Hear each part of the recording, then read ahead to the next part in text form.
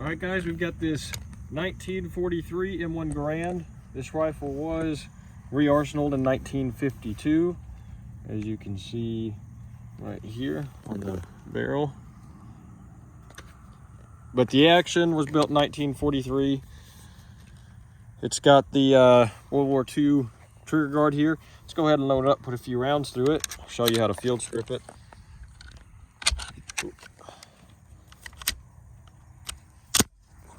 There.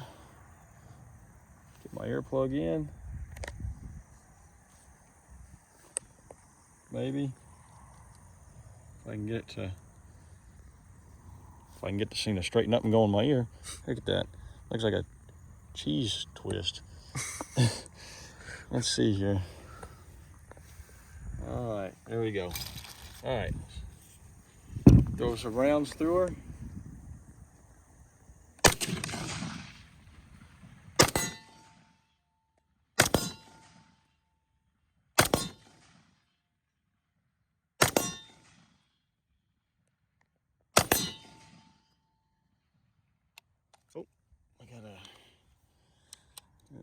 Failure feed here. These clips I got off eBay, and they're kind of a little bit finicky.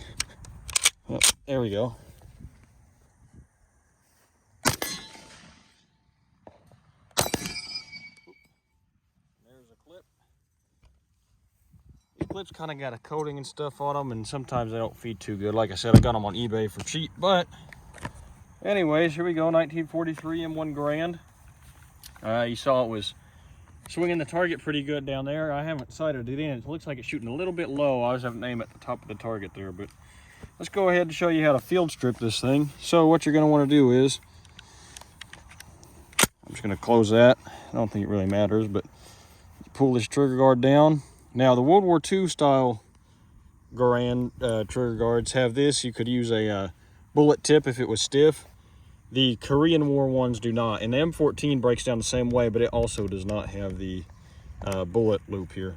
And you can also mount what's called it's called like a winter trigger, a cold weather trigger, and it mounts back here. It's like a little lever, and it goes on the front of the trigger here, and in this hole, and you can squeeze it. So if you have gloves on, you can still squeeze your trigger. I don't have one, but kind of neat if you ever run across one. But rock that down, pull your action straight out the bottom, and after that, now, depending on how tight your gun is, this one, the stock's not too tight, so I can just pop it out. I had another one before. You had to kind of put it on your leg here and slap the end to get it broke loose, but this one ain't too tight. That's how you field strip it. After that, you know, you can pull your op rod spring out and your all your internals, your magazine and all that. I'm not gonna go through break it all down because this is a new spring. It's pretty stiff. And also this barrel's already a little hot after filming a short and then filming this video, so I'm not gonna mess with taking it all down right now. But that's how you field strip it. Easy enough.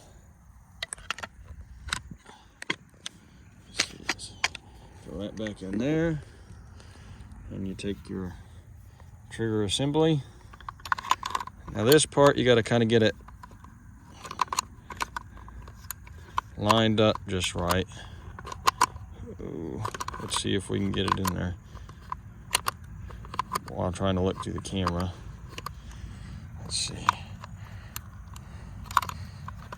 Well, there we go.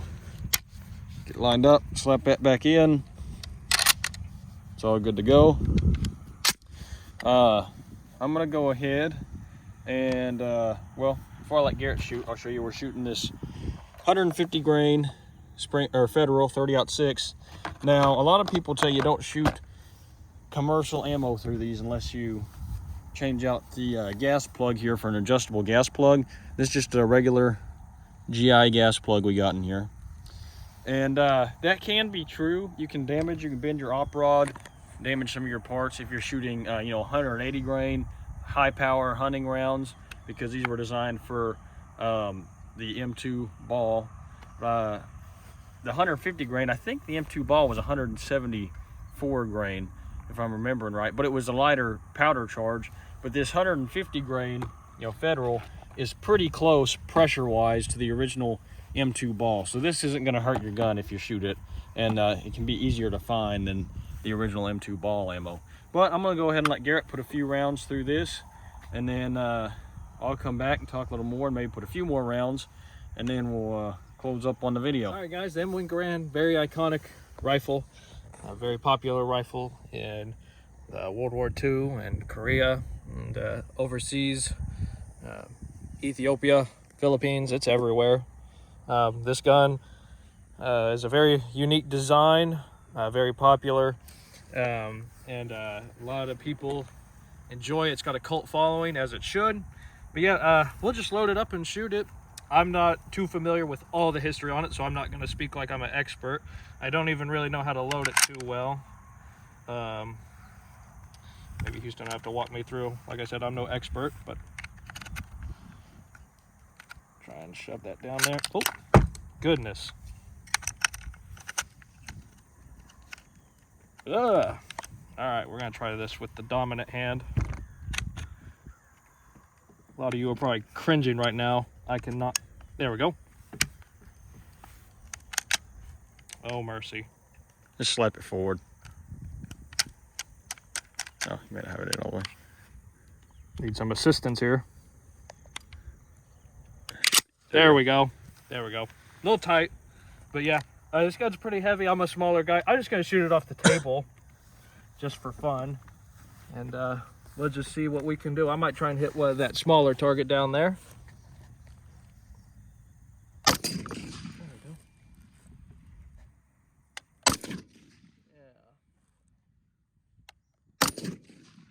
Yeah. Man.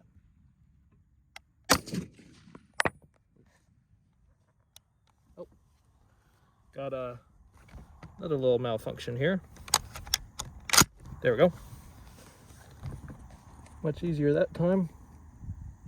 There we go. Ooh. And that's it, the iconic Garand ping for the last round coming out. Yeah, cool gun, very cool. 30-06 out of a semi-auto kind of hurts, especially for me. Like I said, I'm little, I'm bony, and it hurts. But yes, it is a fun gun to shoot. Very iconic. I remember playing Medal of Honor Airborne and using this thing throughout the game. You know, watching the old movies, seeing the gun. You know, I can't really imagine what it was like having this, especially in wartime. It's such a heavy gun. Ooh, just burned myself on that metal.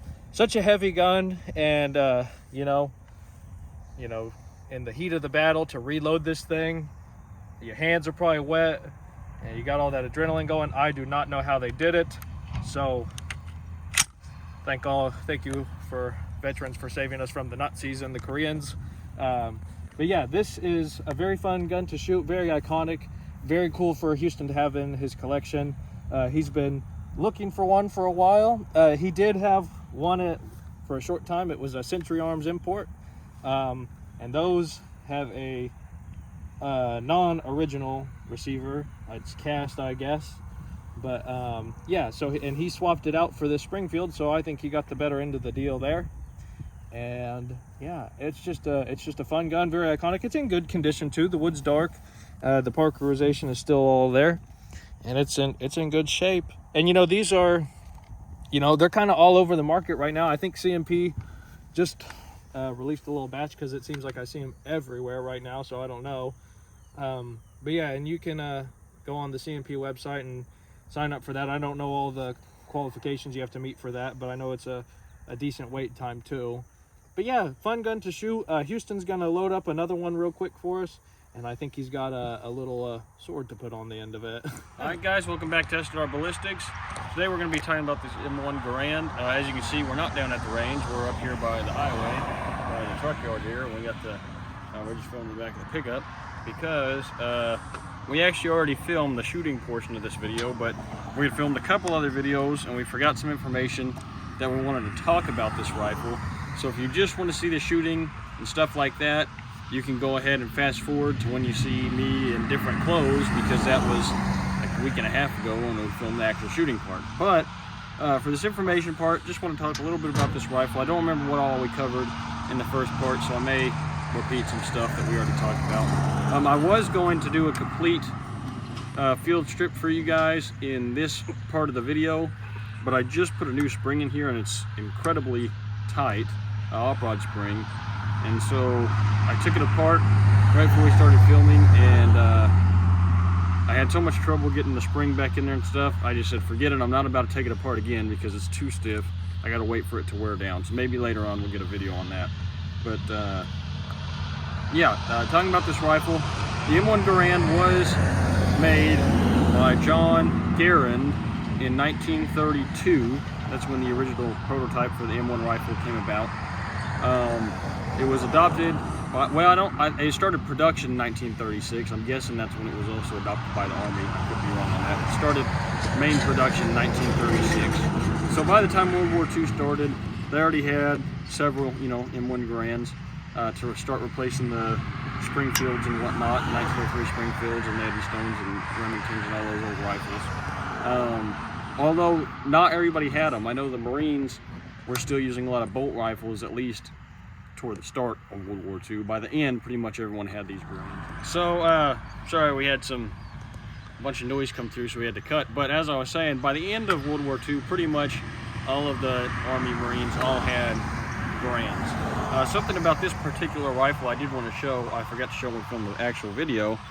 This is not a CMP rifle, but it did have the original cleaning kit in the stock whenever I bought it, and it's got everything in it.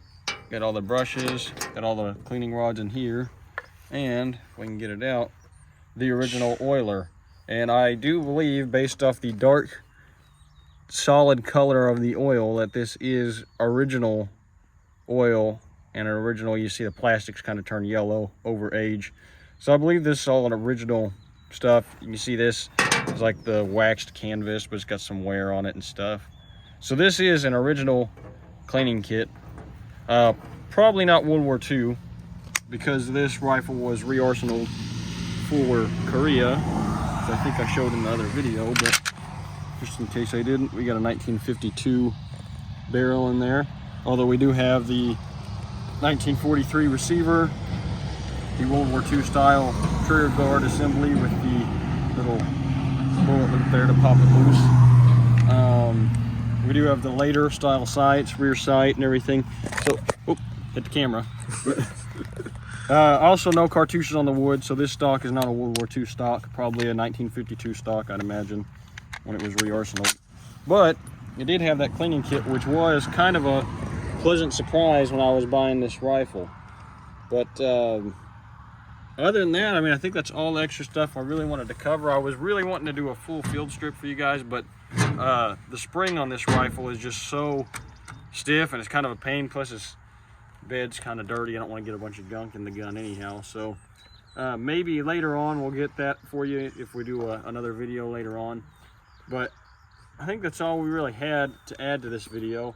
As always, I mean, I'm sure it's mentioned at the end of the video, but we like to thank our sponsors for helping us out, and we thank you guys for watching. And I guess now we'll cut to the shooting. All right, guys, we have now mounted up the bayonet. Some of you guys may be thinking, well, that is not, pull it off. That is not an M1 bayonet, and you would be correct. This is a model 1905 bayonet. The specific one was made by Rock Island Armory in 1906. And at first I thought, well, I found out they were the same, and I thought, well, the long bayonet looks cooler, so I'm just going to buy the long bayonet, even if it's not accurate. But I'm going to try to insert it in the video at our editing stage. But there was an image I found from World War II of a soldier carrying a full-length 1905 bayonet on an M1 Garand. So I guess it's not as much of a fantasy piece as we thought. But I'm going to go ahead and put a few rounds through it here with the bayonet, just for all you folks who like to see that kind of thing. Now, some of these clips, I think I stated at the start, I got them off eBay, and I've only used one of them before this, so a lot of them are going to kind of malfunction. They're really stiff to load. They got a real thick coating on there. Probably should oil them up. Let's see. There we go. So they're kind of stiff to load. They're kind of stiff to let the rounds out. But see what we can do here with the old bayonet on her. Just add a little more weight as if it wasn't already heavy enough.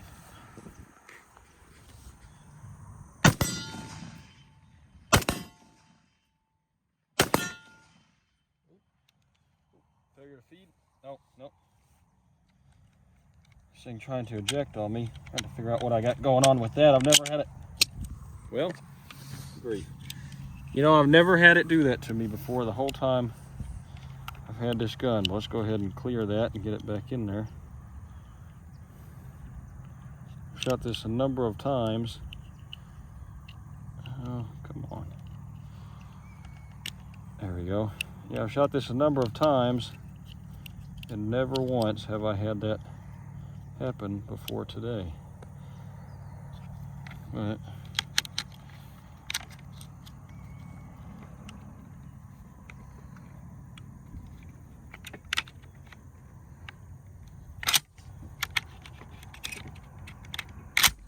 there we go. Okay.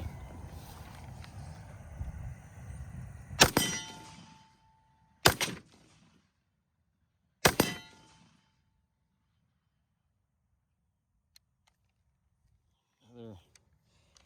Failure to feed. Yeah, I don't know what's going on. I really think it's these clips I got, but there we go. We managed to get through it. As you can see, if I can hold on to it. As you can see, it's got a real thick coating. You can really feel it if you're holding on to it. But there's those rounds through there. Like I said, we got the old bayonet on there. Got this sheath with it. You know, I know this is not exactly original. It's kind of wrapped in a, I don't know, pig skin or something, I guess. It's old, it's real stiff. It's got some initials carved in there. LDM McCain, I think it says. But anyways, some more information. Let's see, I was thinking I was gonna say something, whatever. Garrett mentioned something. What was it? I don't know. Well, something else I was gonna mention about this gun, but I cannot remember what it was, so I guess I'm not gonna mention it. I would like to mention that... was it the Century Arms one you had? Oh, yeah. Yep, it sure was. Well, I'll have to get that off in a minute. It's kind of stiff. But the Century Arms, I was going to say how you can spot the difference. If you don't know, a lot of people know. But obviously, a regular military M1 Garand is going to have these kind of stampings on them. And it's also going to have windage adjustments. The Century receivers will not have any markings back here, and they'll have a line down the middle where they were cast, and their markings are going to be over here, and they won't have any windage markings on the back. So that's how you can identify if it's actually a Century receiver or a military. I mean, also it'll say Century, but if you want to know for sure that it's cast, you can tell by the cast line down the middle, versus a forged receiver will be just one solid piece. I think that's all I've got on this rifle. I'd like to thank our sponsors at Haskell Gun & Pawn. They helped me with getting this. They are going to have a raffle for a rifle, if I can get it out, for Veterans Day. I believe it's $10 a ticket. I could be wrong, but they're going to give away a little rifle, and all the proceeds will go towards veterans and veterans associations and stuff like that. So if you get a chance to go by and buy a ticket, they're supporting a good cause, I guess. What else? I guess that's all we got. I can't think of any other news. We got an M1 carbine we're going to try to do a video on here soon. Maybe we'll compare this to the M1A as well. But I guess that's all we got for this time. So I guess I'll let you guys go, and we'll see you next time.